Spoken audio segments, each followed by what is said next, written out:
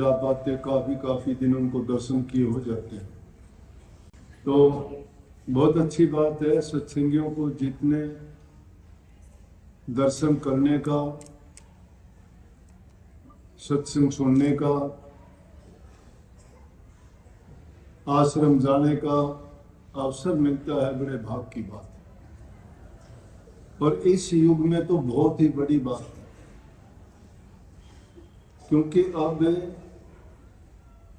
देखते हो कि आपाधापी का, स्वार्थ का और संसार की विषय वासनाओं में जीव की इतनी संलग्नता होगी कि भक्ति के रास्ते पे चलना बड़ा कठिन है। बच्चे संस्कार रहित हो गए, उनको अच्छी शिक्षा नहीं मिल पाती। शिक्षा मिलने का माध्यम हो गया टीवी, अखबार, सोशल मीडिया। उनमें जो चीजें आजकल दिखाई जाती हैं, दी जाती हैं, बच्चे उन नकली चीजों को देख के, वो मनोरंजन के लिए होती हैं, वो दिल बहलाव के लिए दिखाते हैं।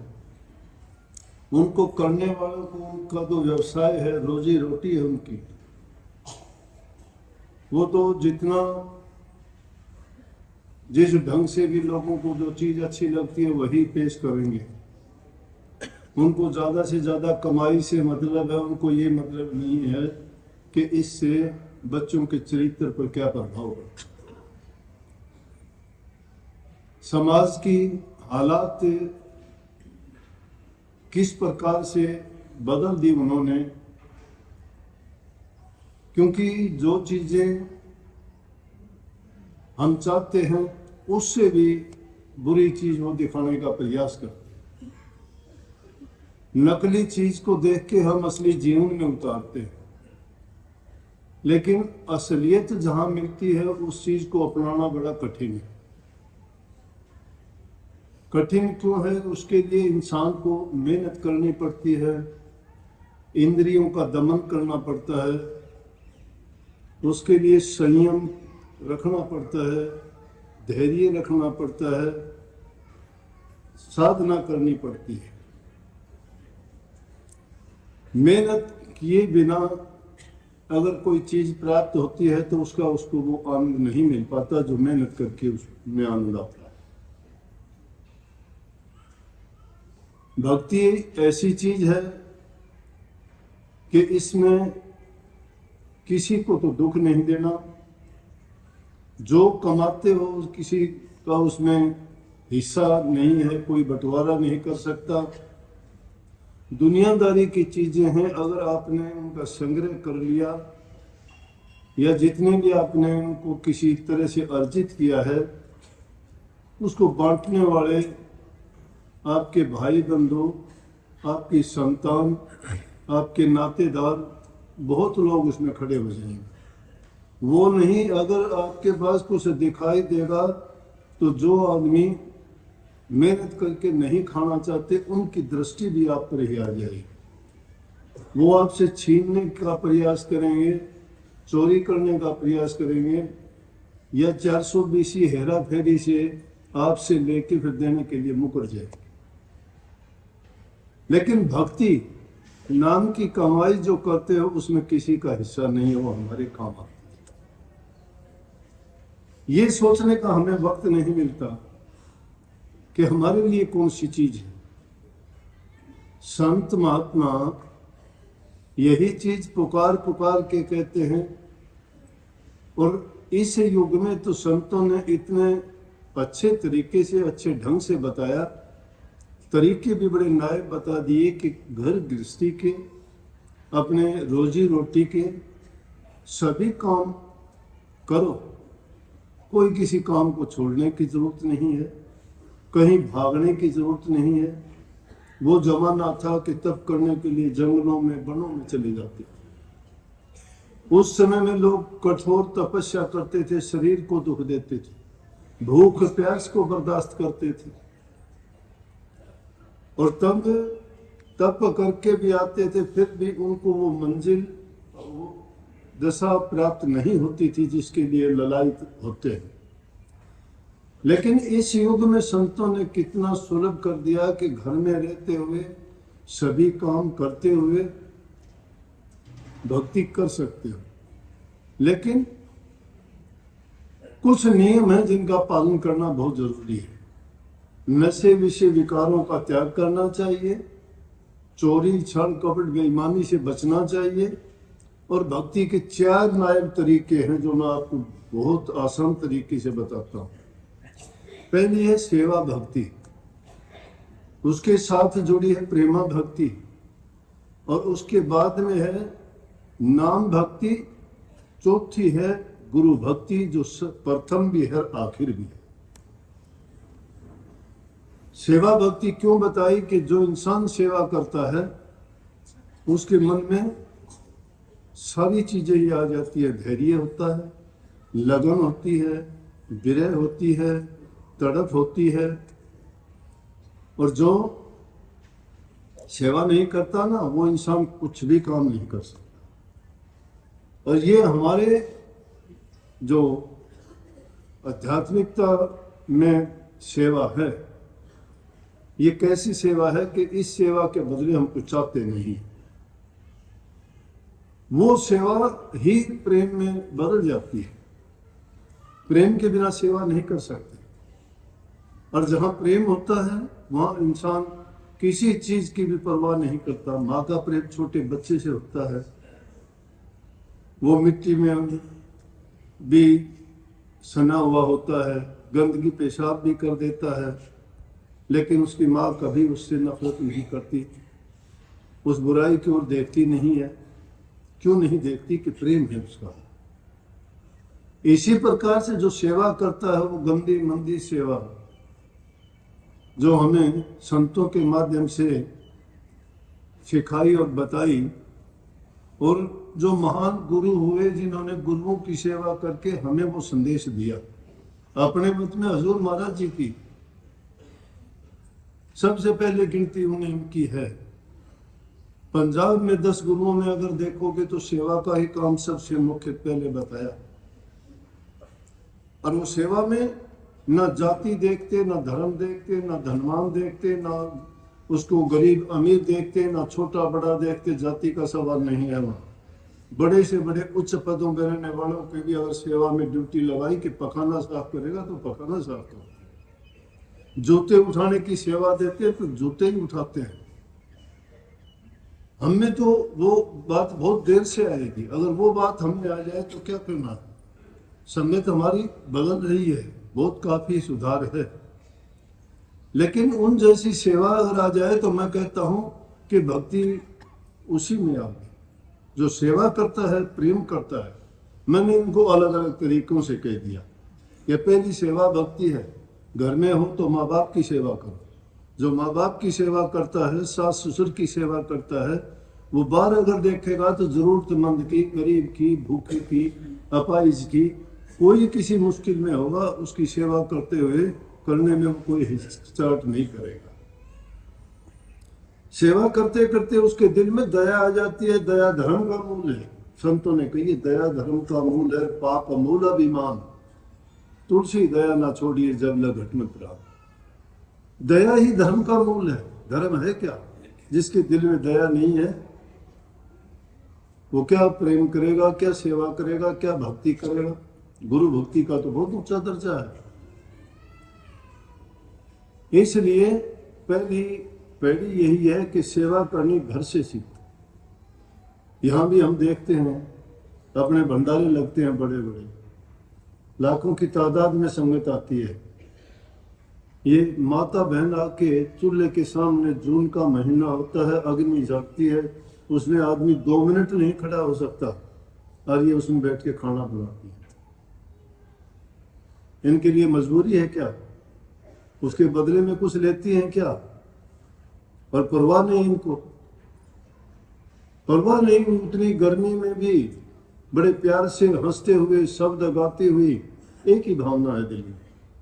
इसी प्रकार से जो चीज तुमने अपने ध्यान को, अपने मन को, अपने ख्यालात को, अपने विचार को, अपनी समझ को अगर अंतर में शब्द से जोड़ दिया, इसी तरह से जोड़ना पड़ेगा। तरीका यही है। जो 12 तरीके हैं वो गुप्त रूप से वही तरीका है, जोड़ना है। उसे जोड़ने में इसी प्रकार से मस्त और मगन हो जाना है जिस प्रकार से चूल्हे के सामने बैठ के तुम रोटियां बनाओ। परवाह नहीं। लेकिन वहां बैठने के बाद में जब चिंताएं तुम दुनियादारी की करते हो, विचार और ख्यालात तुम्हारी पुरानी बातों को उठा के लेके आते हो, मेरी भी कहता हूँ, मुझे भी आती हो बातें, इसीलिए आपको बताता हूँ जिन बातों का अनुभव करता हूँ। लेकिन उसको कुछ देर आएंगी, वो बैठो के आएंगी, स्वाभाविक है ये। लेकिन उनको भूल जाना चाहिए, उनको एक तरफ अपने, क्योंकि जब हम जिस काम के लिए बैठे हैं हमारा उद्देश्य और हमारी नजर दृष्टि ख्याल उसी पर होना चाहिए, तवज्जो उसी चीज को देनी चाहिए। तो वो सेवा करते वक्त परवाह नहीं करती है कौन सी चीज उनको मजबूर करती है कि वो ऐसा काम करे, छोड़ के जा सकती है। वो उसके बदले में कोई किसी से तनख्वाह, कोई पगार, कोई पैसा कुछ नहीं लेती। लेकिन हाँ, उनको जो उसके बदले में मिलता है वो चीज कोई इंसान नहीं दे सकता। उनकी हाजिरी यहाँ नहीं, सतपुरुष के दरबार में लगती है। वो देखते हैं कि इसके अंदर कितना प्यार है, कितना सेवा भाव है और कितना त्याग है। दूसरा दर्जा प्रेम का आता है, दूसरी वो भक्ति है। प्रेम में परवाह नहीं करता इंसान किसी की भी, देखता ही नहीं। सच्चा प्रेम जब जुड़ा होता है, जरूरी नहीं है कि अब आंखें बंद करके कान में उंगली डाल के एकांत के कमरे में बैठ के ही ध्यान अभ्यास करो। नहीं, ध्यान तो बैठे बैठे लग जाएगा। लाखों आदमी आपके सामने बैठे बैठे भी देखते रहो किसी भी तरफ, लेकिन अंदर की आंख जब उल्ट गई आपकी, ये आंखें तो अंधी हो जाती है, इनको दिखाई नहीं देता कितना भी कुछ भी हो। एक बार की बात है, एक आदमी था मुसलमान, और उनको मुख्य क्या है कि नमाज पढ़ते हैं, एक कपड़ा जमीन में बिछाते हैं, उसको मुसल्ला कहते हैं। नमाज पढ़ते हुए नीचे नहीं, जैसे हम कोई दरी वगैरह नीचे बिछाते हैं बैठने के लिए, इसी प्रकार से जमीन पे डाल के नमाज का जब टाइम हो जाता है, उनका कोई टाइम नहीं देखते, काम नहीं देखते, उस वक्त में अपने आप सब काम छोड़ देंगे, चाहे कितना भी जरूरी काम हो, वो नमाज अदा करनी शुरू कर देंगे। तो इस प्रकार से एक आदमी यूं खुले में एकांत में नमाज अदा कर रहा था, और दूसरी तरफ से क्या देखा कि एक स्त्री जो पतिव्रता स्त्री थी, किसी बात पे उसकी अपने पति से अनबन हो गई। पति से अनबन हो गई, वो रूठ के चल दिया वहां से। आम होता है घरों में, पत्नी नहीं मानती तो पति क्या करता है कि चलो निकल जाता हूँ, घर छोड़ देता हूँ, हो जाता है ना साहब। या स्त्री कई बार उठ के कहती है मैं तो अपनी माँ के चली जाऊंगी, ले संभाल अपना काम। तो क्या किया, वो रूठ के चल दिया। उसने सोचा कि क्या पता ये कहाँ चला जाएगा, गुस्से में वो उसको मनाने के लिए उसके पीछे पीछे भाग रही थी। उसको कुछ दिखाई नहीं देता, उसको बड़ी चिंता थी कि कहीं दूर निकल गया तो कभी मिले नहीं, और ना आए तो मुश्किल होगा। वो भागी हुई जा रही थी, तो जहां वो नमाज अदा करता था उसके मुसल्ले पे पैर रखती हुई चली गई। थोड़ी देर के बाद में आगे जाके उसका पति जो उसको मिल गया, उसको लेके वापिस आ रही थी, तो उसने कहा कि नालायक हो, तो तुझे शर्म नहीं आई, तुमने कितना गलत काम किया है। वो बेचारी हैरान कि भाई मैंने क्या कर दिया आपका। बोला इससे ज्यादा क्या करोगे आप, जो है मेरे मुसल्ले को नापाक कर दिया आपने। बोला मैंने नापाक कैसे किया, कि मैं तो नमाज अदा कर रहा था, तो इसके ऊपर से चली गई, तुझे पता नहीं था वो खुदा की नमाज अदा कर रहा हूं, और इस पर पैर रखती हुई चली गई। बोली कि नर राची सूझी नहीं, तू राचा रहमान। अरे मैं तो एक आदमी की बिरह में, उसके प्रेम में मुझे पता ही नहीं लगा मैं क्या करके चली गई, क्या गलती होगी। और तू तो खुदा को याद कर रहा था। सच्चे मन से खुदा को याद करता होता तो परवाह नहीं होनी चाहिए थी क्या हो रहा है, कौन गया कौन आया। तुझे ये पता था मैं जा रही हूँ, तुझे ये भी पता था, तेरे मुसल्ले पर पैर रख दिया, तुझे ये भी ख्याल था मैंने नापाक कर दिया तो खुदा की नमाज अदा कहा करता था, तुझे इन बातों में फंसा हुआ था। इसलिए जब आप ध्यान अभ्यास करते हो ना, तो जो गुरु ने तुम्हें तरीका बताया है उस तरीके के अनुसार दूसरी चीजों को एक तरफ हटा दिया था, परवाह ना किया। जब उनको एक तरफ कर दोगे, सच्चा प्रेम जिसके दिल में होगा उसको दूसरी चीज की याद भी नहीं आएगी। जिसकी विरह होती है, तड़प होती है, उस विरह और तड़प में दूसरे को याद नहीं करता। तो जितने भी एक गुरुमुख संत हुए, संतों के बाद उनके सेवक हुए, गुरुओं की जो सेवा की, उस सेवा के बदले में उनको भक्ति करने का टाइम कम मिला, लेकिन उनकी भक्ति पूरी भी हो गई उसी चीज में।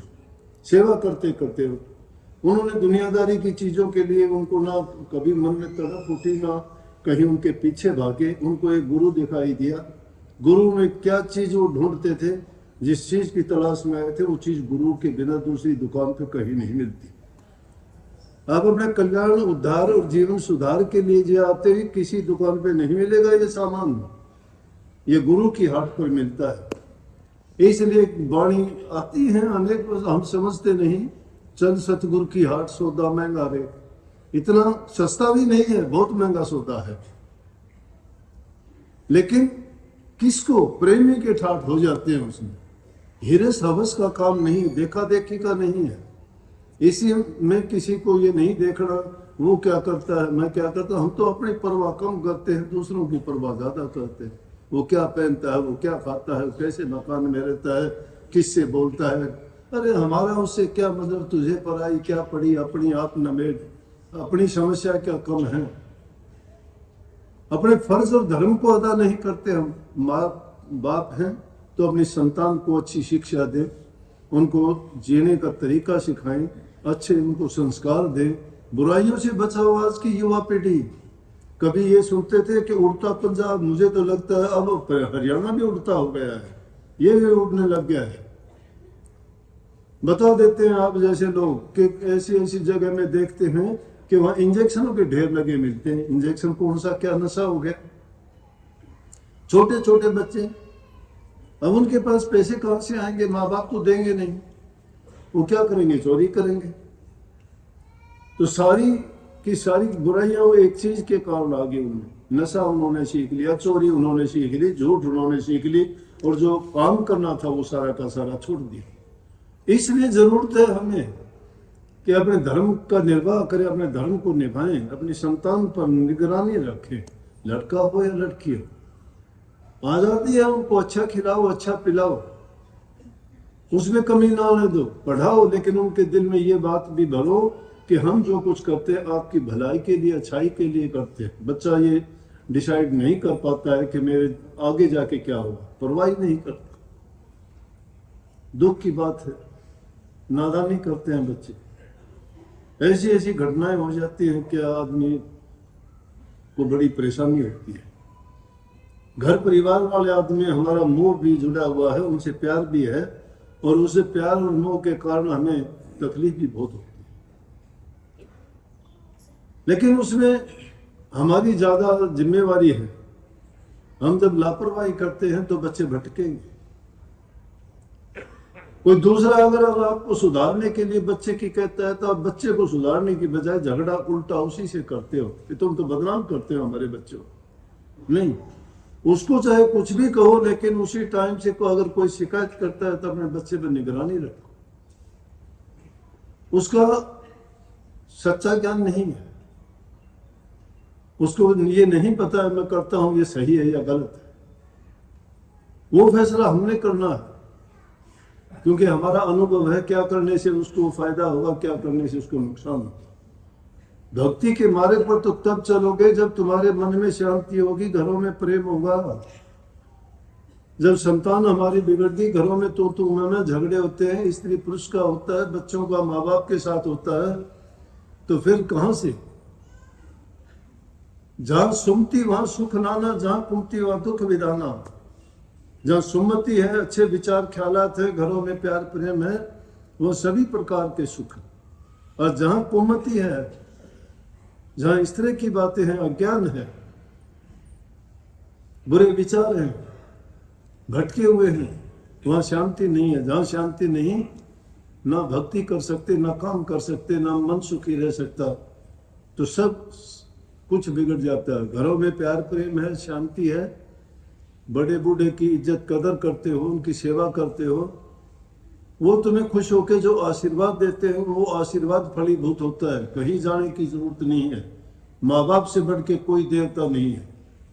सबसे पहले देवता, जिंदा देवता तुम्हारे घरों में बैठे हुए हैं। पत्थर की मूर्तियों में जाके मत्था रगड़ते हो, लेकिन तुम्हारे स्वभाव, तुम्हारे विचार नहीं बदलते। क्या देंगे आपको? अपने मन से मांगते हो, लेकिन मन से अपने घर वालों को क्यों नहीं मांगते जो तुम्हें सब कुछ देते हैं? लत्ता जूती, कपड़ा, खाना पीना, सुख, हर प्रकार की सुविधा तुम्हें जुटाते हैं। उनकी पूजा पहले कर। सब कुछ पूजा करने से मिलता है। मैं तो साफ कहता हूँ, किसान खेत की पूजा करता है, अनाज देता है। विद्यार्थी किताबों की पूजा करता है, उसको क्या वो शिक्षा देती है। कर्मचारी नौकरी करने वाला नौकरी का काम करता है, जो भी व्यवसाय करता है उसके बदले में पगार पाता है। जो नहीं करता उसको क्या मिलता है? कर्म ही सब कुछ है। लेकिन कर्म बनाओ, कर्म अच्छा करो, शुद्ध करो, नेक करो, सच्चाई से के साथ करो।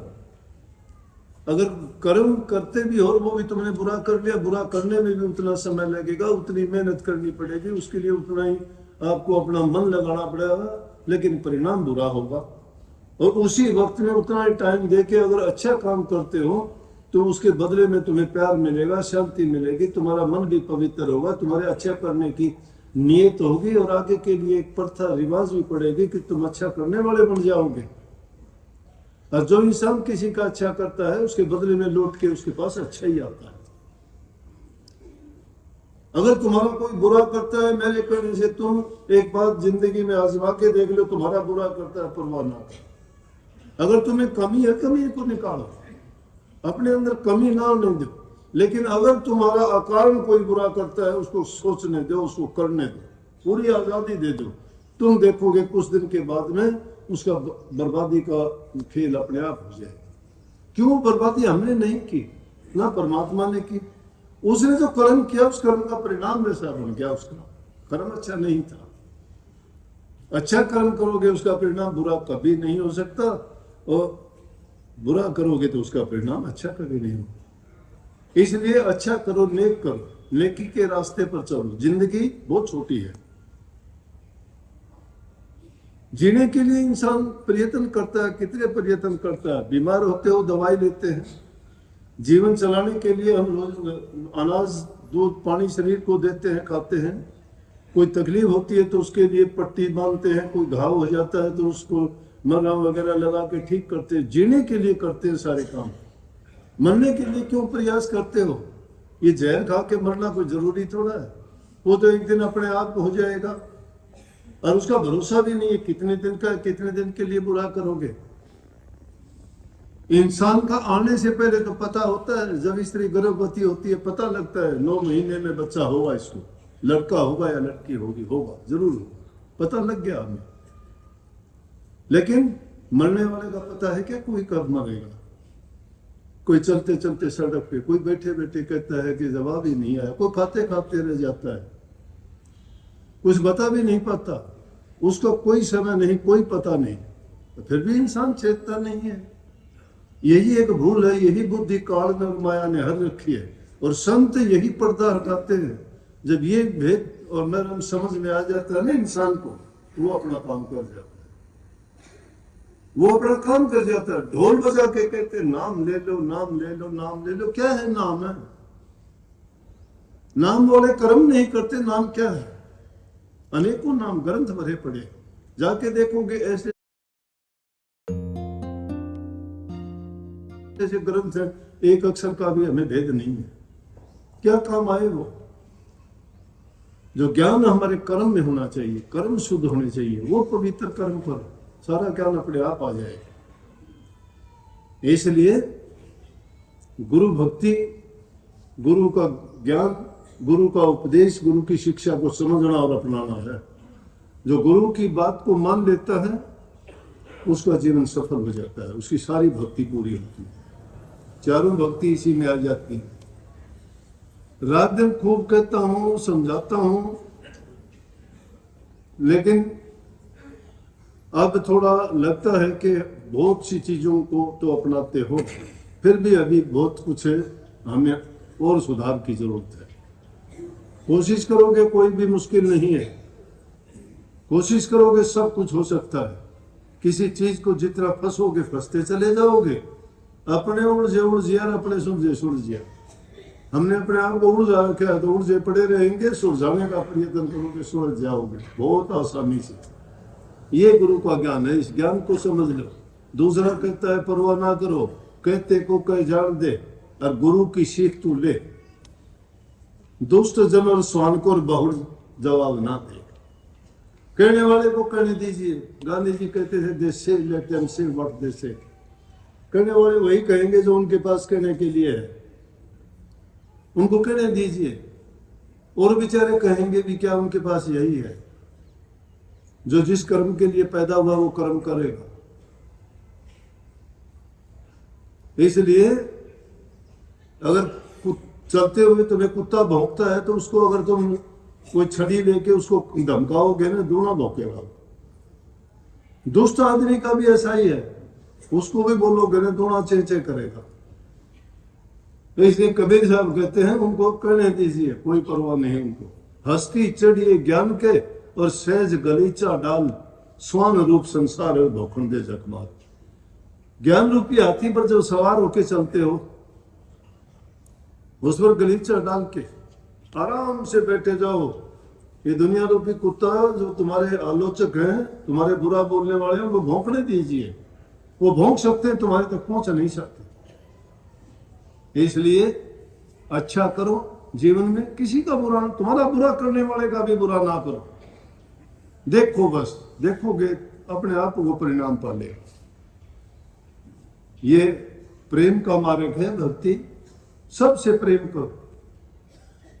तुम अगर कोई बुरा करने वाले के साथ बुरा करते हो तो तुम भी अच्छा नहीं करते, फिर तो तुम बराबर हो उसके। अच्छा, बहुत बहुत सबको आशीर्वाद। बहुत बहुत खुशी मिलती है। मैं तुमसे बहुत प्यार करता हूँ, तुम भी किया करो।